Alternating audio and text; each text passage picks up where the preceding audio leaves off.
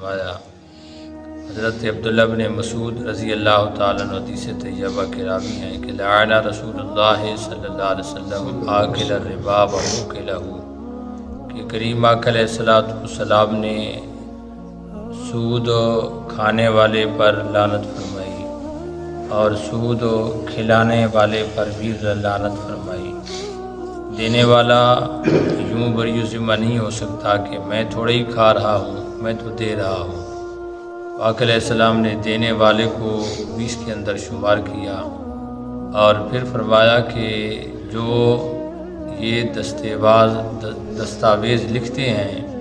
یہ معاہدہ لکھتے ہیں، اس پر بھی لعنت ہے اللہ کے نبی کی۔ اور اب لکھنے والا ہے کہ جی میرا تو کاروبار ہے، میرا تو بزنس ہے، میں نے تو اپنے بچوں کی روزی بنانی ہے، میں تو صرف لکھ رہا ہوں، باقی یہ گناہگار تو لینے اور دینے والے بنیں گے، ایسی بات نہیں ہے۔ سرکار نے اس کے اوپر بھی لعنت کی اور پھر چوتھے نمبر پر فرمایا کہ جو اس معاہدے کے گواہ بن رہے ہیں، دو بندے سودی کاروبار کر رہے ہیں، تو اب سرکار نے فرمایا کہ سود کھلانے والے پر بھی، سود لینے والے پر بھی، اور اس سود کی دستاویز معاہدہ لکھنے والے پر بھی اور ان کے گواہوں پر بھی اللہ کے نبی نے لعنت فرمائی ہے۔ حضرات گرامی، احتیاط کا تقاضا یہی ہے کہ اس سے بچا جائے، بلکہ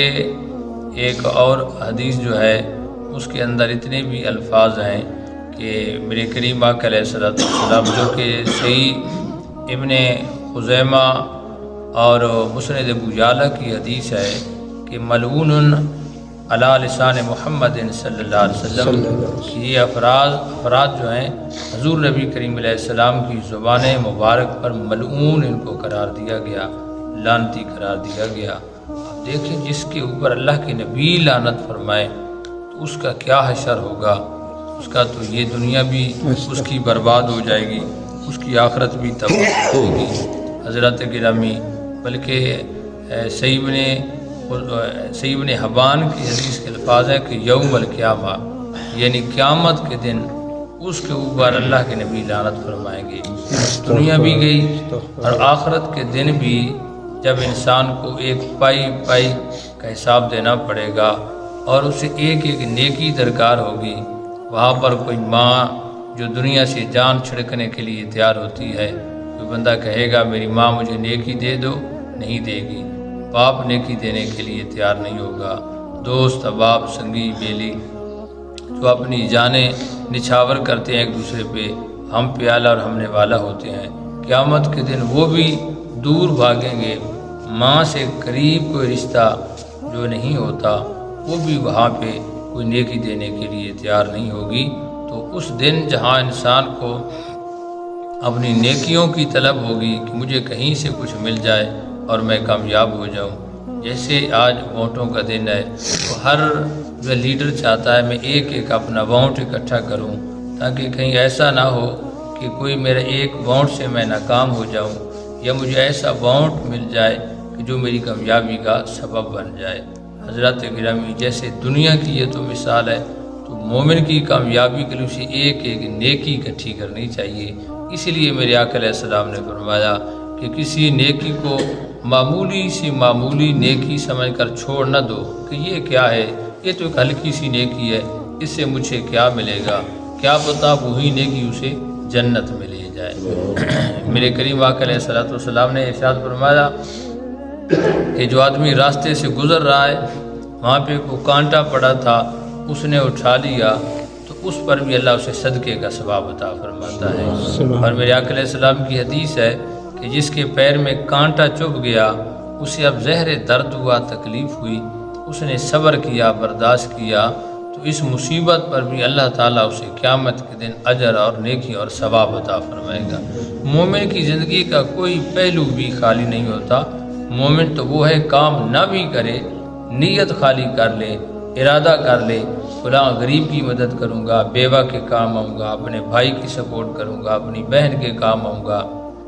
فلاں رشتہ دار کے کام آؤں گا، فلاں نیکی کا کام ہے وہ میں کروں گا، گلی کا، محلے کا، برادری کا، معاشرے کا۔ دین کو صرف نماز پڑھ لینے کا نام نہیں ہے، دین جو ہے سر پہ پگڑی رکھ لینے کا نام نہیں ہے، دین صرف داڑھی آقا علیہ السلام کی سنت مبارک سجا لینے کا نام نہیں ہے، دین لمبی لمبی تسبیحاں پڑھ لینے کا نام نہیں ہے، دین ہم سے سارے چیزوں کا تقاضا کرتا ہے۔ اللہ کی یاد میں بھی مومن ہمیشہ گم رہتا ہے، اور معاشرے اور برادری اور سماج کے اندر جب جاتا ہے تو تب بھی اس کا کوئی عمل ایسا نہیں ہوتا جو کسی کے لیے وہ تکلیف کا سبب بنے۔ میرے آقا علیہ السلام نے ارشاد فرمایا کہ تمہارے برا ہونے کے لیے اتنا ہی کافی ہے کہ تمہارا پڑوسی تمہاری شرارتوں سے وہ جو ہے تنگ ہو۔ ایک پڑوسی ہے، میرے کسی ایسے عمل سے اگر وہ تنگ ہے، مجھ سے نالاں ہے، مجھ سے ناراض ہے، تو سرکار نے تو کہہ دیا کہ تم برے ہو۔ اچھے اور برے کی پہچان تو ہمارا معاشرہ جو بھی کہتا رہے ان کی اپنی جو ہے پہچان ہے، لیکن اچھے اور برے کی پہچان تو وہی صحیح ہوگی جو جس کو اللہ اور اس کے نبی اچھا کہیں گے وہ اچھا ہوگا، جس کو سرکار برا کہیں گے وہ برا ہی ہوگا۔ حضرات گرامی، تو یہ چیزیں ساری ہیں جو انسان کو جو ہے کامیابی کی طرف لے جاتی ہیں۔ سرکار نے تو اتنا ہی کہہ دیا کہ خندہ پیشانی کے ساتھ، یہ کھلے چہرے کے ساتھ مسکرا کر، یعنی اور بھائی خیریت ہے، ٹھیک ہے، گھر بار بچے خیر ہیں، بس یہ تھوڑا سا اس کو خندہ پیشانی سمجھ لیں، مسکرا کر کھلے چہرے کے ساتھ اور پرتپاک لہجے کے ساتھ کسی سے ہاتھ لینا، ملنا، معانقہ کرنا یا ہاتھ میں ہاتھ دینا۔ حضرات گرامی، سرکار نے فرمایا اس پر بھی اللہ تعالیٰ بندے کو صدقے کا ثواب عطا کرتا ہے۔ کتنا زور لگا، کوئی پیسے خرچ ہوئے، کچھ بھی نہیں ہوا، تو یہ مومن کی یہ صفت ہے، مومن کی یہ شان ہوتی ہے۔ بندہ جو ہے وہ اللہ کے گھر میں بھی آئے اور منہ بسور کر بیٹھا ہوا ہو، ہاتھ لینا دوسرے سے مناسب۔ زندگی کیا ہے؟ چند روز زندگی ہے۔ یہ ایک انسان ایسے کہتا ہے انسان کچھ بھی نہیں ہے، تھوڑی سی روح گئی تو وہ انسان اس کہتے ہیں لاش ہے، اس کی لاشا ہے، اس کی باڈی ہے، اٹھاؤ جلدی جلدی کرو، جلدی غسل کرو جی، لیٹ نہ کرو، جلدی دفناؤ، مٹی ڈال کر آ جائیں گے۔ کچھ بھی نہیں ہے کائنات کے اندر۔ انسان ایک بلبلے کی طرح ہے، پانی کی سطح پہ بلبلا کوئی سالوں کے سال نہیں ٹھہرتا، وہ سیکنڈ سے بھی کچھ شاید کم لمحے وہ پانی کی سطح پہ آتا ہے اور پھر مٹ جاتا ہے۔ اور دنیا کے اندر انسان نے کیا لینا ہے؟ میرے آقا علیہ السلام کی حدیث کا مفہوم ہے، سرکار نے اپنی انگلی کو پانی کے اندر ڈالا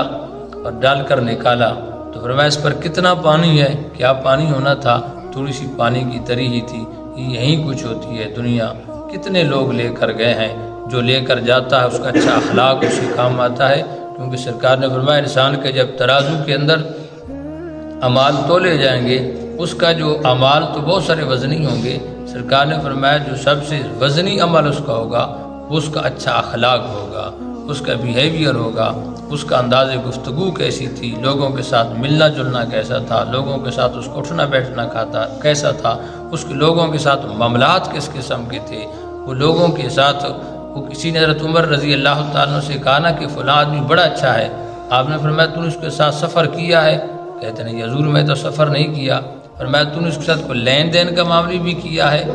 کاروباری شراکت یا خرید و فروخت یا کوئی بھی ایسا معاملہ کیا ہے؟ کہتے حضور میں نے تو نہیں کیا۔ فرمایا پھر تو نے کیسے سند جاری کر دی یہ اچھا ہے؟ انسان کی اچھائی اس وقت اظہار ہوتی ہے جب وہ لوگوں کے ساتھ معاملات کرتا ہے۔ تو میں بار بار اس لیے زور دیتا ہوں کہ الحمدللہ اللہ نے ہمیں توفیق دی ہے، ہم اس کے گھر میں آتے ہیں، ہم اللہ کے گھر میں سر بسجود ہوتے ہیں، تو ہمارے جو رویے ہیں ایک نمازی کے اور غیر نمازی کے رویوں میں فرق ہونا چاہیے، اس کے معاملات میں فرق ہونا چاہیے،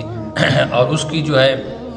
طور طریقوں میں لوگ اس حد تک کہہ دیں کہ یار فلاں بندہ نمازی، اگر وہ کہتا ہے بات یہ تو مجھے میری بات قبول ہے، یہ بات قرآن اور قسموں تک جائے بھی نہیں، اتنا اپنا اچھا کردار بنائے۔ کم از کم اتنا تو کرنا چاہیے ہمیں کہ ہم جو ہیں معاشرے کے اندر ہمارے لین دین کے معاملات بہتر ہوں۔ یہ نہ ہو کہ ہم جو ایک جگہ پہ اور بات کریں، دوسری جگہ پہ ہمارا اور بات کریں، تیسری جگہ پہ ہم اور بات کریں۔ بندہ 5 وقت اللہ کی برگاہ میں سجدہ بھی دے اور اس کے اندر سے خدا نہ خواستہ اللہ تعالیٰ معاف کرے منافقت نہ جائے، جھوٹ بول رہا ہو، غیبت کر رہا ہو، لڑائی بھڑائی کروا رہا ہو، میاں بیوی میں تنازع ڈال رہا ہو، بھائی کو بھائی سے دور کر رہا ہے، بیٹے اور باپ کو الجھا رہا ہے، تو مجھے بتائیں اس نماز کا کیا فائدہ ہے۔ اللہ کریم کی برگاہ میں دعا ہے اللہ تعالیٰ میں اچھے اچھے اعمال کرنے کی توفیق عطا فرمائے۔